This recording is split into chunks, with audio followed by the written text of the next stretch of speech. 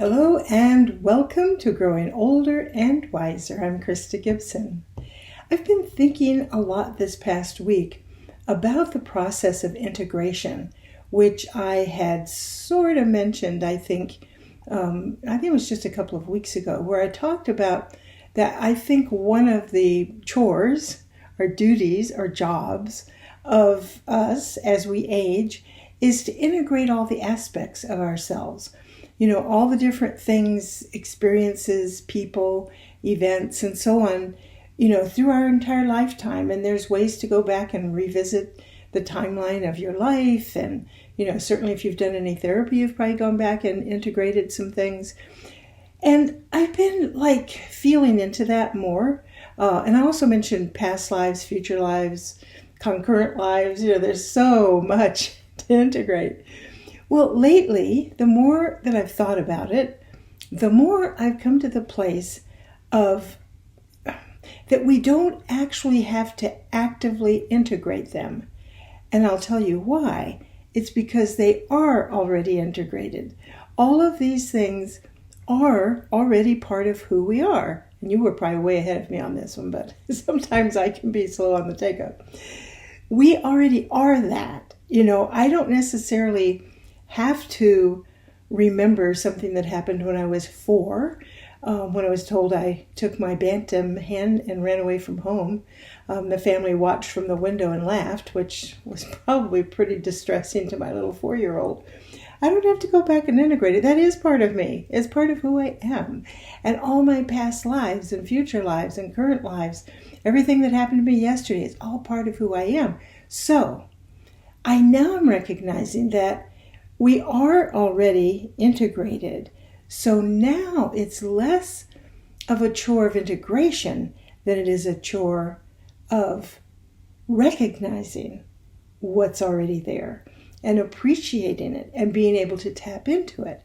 Well, one of the ways, so I was thinking, how can I explain this or express this in a way that doesn't sound real trite? Well, I'm really into crystals and stones and have been since I was a child. One of my brothers and I went rock hunting all the time. And anyway, I've just always liked stones. And especially since the 80s, I've worked a lot with crystals and stones. Well, there's a stone I'm going to tell you about. And I'm bringing this up because I want to use it as my example, because I think it really, really explains what I want to say. But the stone I'm going to talk about in this book is called The Crystal Bible by Judy Hall, and she has 3 of them. This is volume 2. And the stone I'm going to talk about has several names. It's called a melody stone. It's also called the Super 7, and it's called the Sacred 7. So if you decide to look this up and Google it, try any of those and it'll show up. But here is one, and this is what's called a raw stone. Nothing's been done to it. This is how it came out of the ground. You can see where it was growing. That's its root.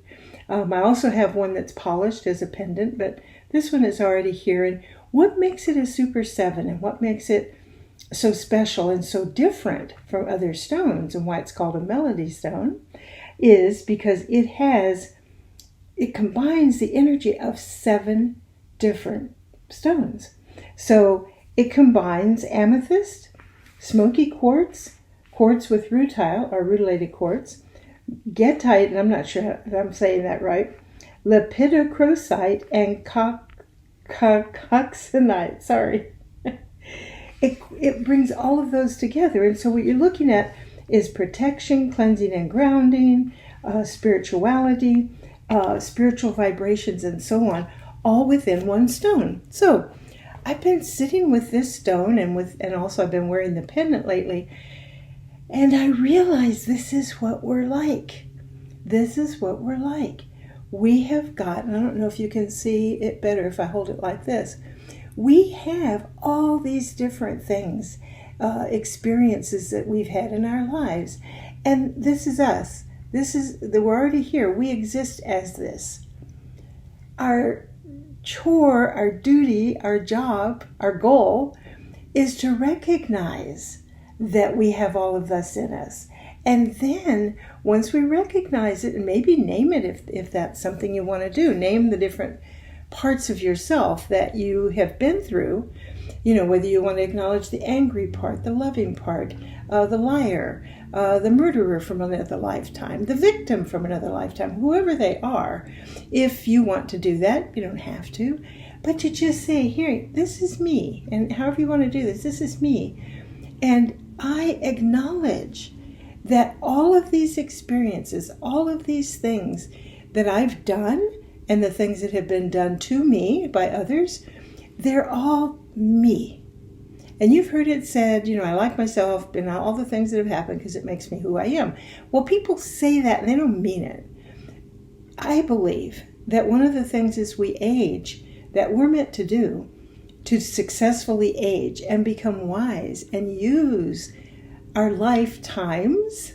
If you don't believe in other lifetimes, just look at this one, that's fine. That part of what we're supposed to do is bring it all together where we live it all at one time. It doesn't mean you have to be conscious of everything at one time, but pull in all those different energies that are sitting there and be aware of them and activate them and use them. They're there for a reason, for you to use them and to live with them.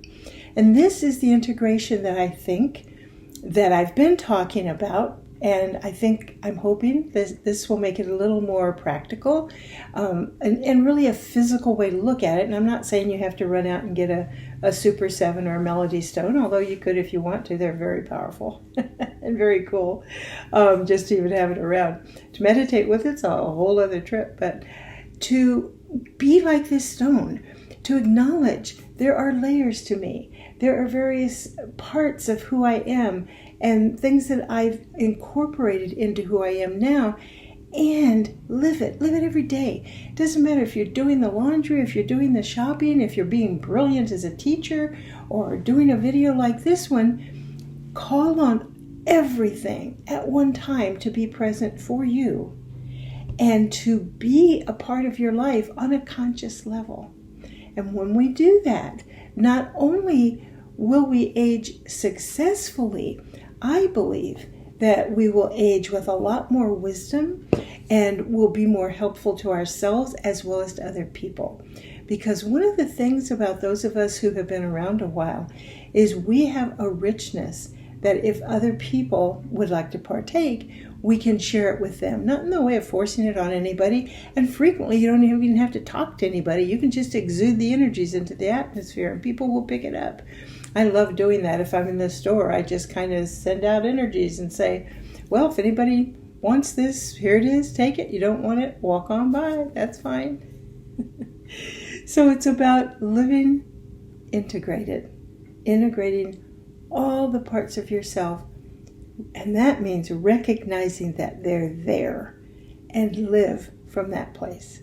I hope this has been helpful. I feel like I've kind of cast around a bit, but I think you know what I'm trying to say, and I think that you recognize the value of what I'm talking about. All right, thank you for visiting, and I'll see you next week. Bye.